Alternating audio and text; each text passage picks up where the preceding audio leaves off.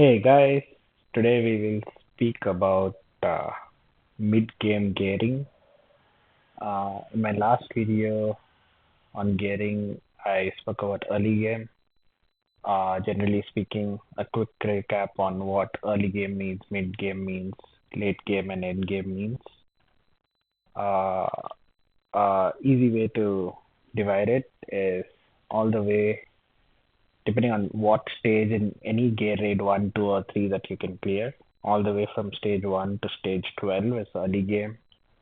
13 all the way till 21 would be mid game. 21 and 22, 23, 24 would be late game. And then end game is where you're mostly completed all PvE content and you're just pushing PvP boundaries or new PvE content boundaries.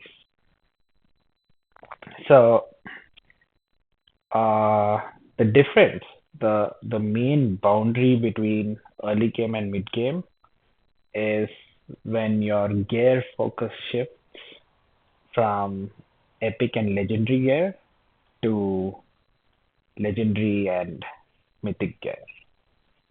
The What will end up happening in mid game is you will slowly move from legendary towards mythic, right? When you get to stage 18, when you're able to clear stage 18, you'll only start seeing mythic gear drops. And there's also ancient mythic gear drops, which will give you much better rolls in general on your gear. So the main idea behind moving from legendary to mythic gear is to get overall higher main stat, right? The rolls will still be decent in legendary gear, but the main stat is significantly higher on mythic gear because legendary gear can only go up to plus 12, whereas mythic gear can go up to plus 16, right? And the idea behind mid game is going from one relevant attribute in your gear to two or three relevant attributes. Uh, in my last video, you can see how you would go about gearing defenders, healers, and attackers or damage dealers. And this video also, I'm going to be talking about the same things, right? Uh, so yeah, depending on what kind of units you have, your mid game might either end at stage 18 or 19 or at 21, right? Now, just briefly, right? This is Gear Raid 1, and if you go here, like the new hero Aurelius Gale is actually really, really good here. It's a free hero everybody would have gotten by now. But if you go to popular heroes, right? I think for Gear Raid 1, if you are lucky enough to pull Valara, Ingrid, Neja, or Izzet, right? Uh, or like two heroes or any combination of these four heroes, I think it would be pretty easy for you to get to stage 21, right? In the mid game. But hey, you're unlucky and you weren't able to pull anyone. You should still be able to get to stage 18 or 19. So that is the idea for mid game, right? Now, if I go to stage 18 and look at recommended lineups, I'm sure I can find some here where most of the team is just epics and like Aurelius Gale, right? Like this team maybe. Not really, but let me see if I can find some other team. It's mostly just one or two good heroes, damage dealers, or like one or two good damage dealers, and rest of the team, you know, really straightforward. And this ideally you'll hit your mid game peak in like depending on how hardcore you're playing this game, it should be in 3 4 months, right? Uh, I'm sure there are people who would have been able to reach end of get to stage 21 gear raid in like couple of months too. But That is the timeline. And then moving on to how you would gear your heroes, like how the transition of gearing happens, right? I think one of the main things to understand in this game is that gearing is everything, right? Uh, if you have high quality gear, you can find mediocre units to do some jobs for you, right? I mean, of course, there's some places where some content which is just blocked on units, on specific units, but to get most of your PvE content done and to finish most of the events that the game throws at you, if you have good gear but you don't have the right units, you should be able to finish all PvE content still, right? To get to at least mediocrely high level results. Uh, so let's start with defense. Nothing changes for defender gearing, right? The the thing that you would put on a defender still remains the same. But you were previously just looking for like a HP main stat and then a defense substat, but right? Or like a defense main stat and the HP substat. But now you'll start looking for more, right? You will look for two, maybe three substats, right? Towards the end of mid game, like when you're farming your gear rates 18 to 21, yeah, I think it's time to start looking for three main stats, but if not two. And for defenders, ideally HP is more important. So you'll focus on HP main stat and then HP substat as well. And this is all it is, right? You want HP main stat, defense HP substat is the same. Same thing for all your right side gear, your left side gear will have HP in both, right? This one you have the HP main stat anyways on the chest, on the weapon you have attack, so you can look for defense HP and HP, and you'll get some things, right? And now in early game, I specifically said that sets don't matter. In mid game, especially once you start farming gear with stage 18, right, 1, 2, or 3, sets start mattering, and you should start focusing on sets, right? For defenders, the best set would be your Immortal Warrior or your Life Force, right? On the left side. On the right side, I think the best sets will be Guardian, right? Because you'll still be in mid game. And you can look at Undying Savage. It's a new set. It is good. It's good for defenders, but it's also for defending damage dealers. But it does give you max HP stack as well. So if you want the yellow, the tier 2 gear, I think Undying Savage is pretty good as well. But yeah, that's the idea. You might not be lucky enough to get a lot of guardians, so it might be easier to get a set on your left side gear, but not on your right side gear. But that's okay, right? Stats still matter. But yeah, looking for sets is good. That would be a defender gear. I'm starting off with defender because defender is very straightforward. Uh, Next for healer gearing, let's pick a normal healer.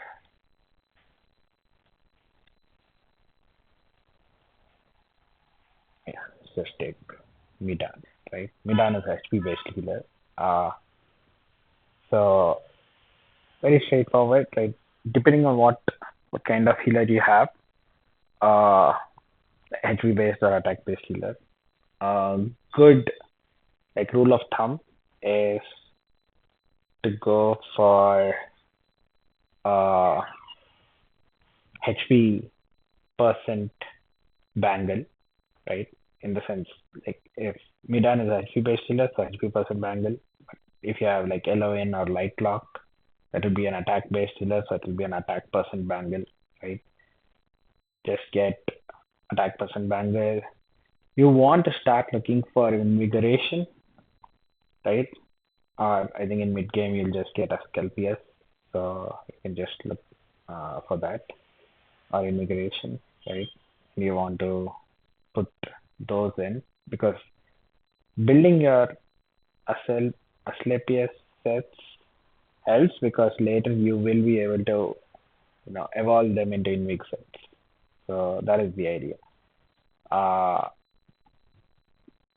Invig is what the main purpose of Invig is to boost your damage dealers.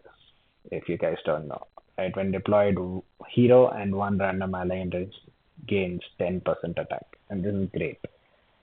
So that is the idea. So anyway, uh, going back to the gearing, look for HP percent, and you want to look for attack speed and heal effect. These are the two substats that you want to look for, right? And for your amulet, your main stat will be attack speed, and then you want to look for heal effect and HP percent substats. And then for your ring, you want to look for heal effect main stat and HP percent and attack speed substat. So these are the three substats that you want, right? This HP percent is because Midan is HP based healer. If it's an attack based healer, this can be attack percent. But for an attack based healer, you still want some HP substats so that the healer doesn't die, right? But yeah, generally heal effect, attack speed, and whatever the primary healing stat is, that along with some HP percent. That is how it is, right? And if you can get one main stat for each of them, that'll be great. Most This will take you all the way to end game as well, but in the end game you can play around a little more, right? But yeah, this is the idea. So you want to get two substats that you are looking for, right? That'll basically push you to K rate stage 18 and above, where you start getting the best gear.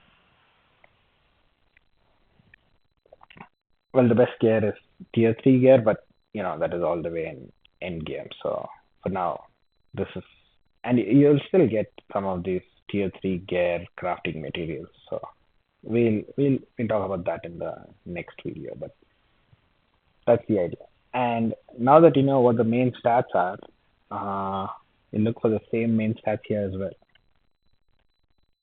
And on the right side, it was Invigoration or Asclepius. And on the left side, depending on if it's a HP based healer, you can go with Immortal Warrior or Salvation or Life Force, right? HP based healers. For attack based healers, you can go with Salvation or Calamity or even Whirlwind. It's also fine, right? These are your sets. And you start looking for the same stats, right? On both. That's the idea. So, yeah, that's it for the healers. Now let's do the damage dealers. Now this is where we're going to start getting a lot more nuances, right? I'll just pick up Kong. Now, damage dealers in mid game, right? The best gear you can get for your damage dealers in mid game will be Soulbound Arcana or Infernal Roar. Now, Infernal Roar works for people whose ultimate is basic attack damage, right? And Soulbound Arcana for everyone whose ultimate is not basic attack damage. These are the two absolute best. You could also do Insight and Wisdom. Wisdom evolves into Soulbound Arcana. Insight evolves into Infernal Roar, right? So these four are really great. You will end up getting a bunch of Night Terror and Ageless Wrath as well. They're okay. They're decent, subpar compared to Soulbound Arcana and Infernal Roar. So just keep that in mind. All these are good. You'll probably end up, for example, me in my early days, I ended up building a lot of my heroes in Ageless Wrath or Night Terror, right? it'll get you over the line, so not too much to worry about. You'll also still end up seeing a lot of these other tier one sets, right? But all these other tier one sets are sets that you should just be looking to ditch in the mid game because that's simply how you upgrade your gear. So these are the sets. Now, in terms of gearing itself, right? Mostly for Bangle, Amulet, and Ring, it's all going to be attack person main stat. That's it. And you want to get crit rate and crit damage, or crit rate and attack speed, right? Or crit rate, or crit damage, attack speed, however you want to do it, right? Like I think in mid game you'll still be okay looking for a one crit rate main stat, uh, right? And then you can do the other two as attack main stats, right?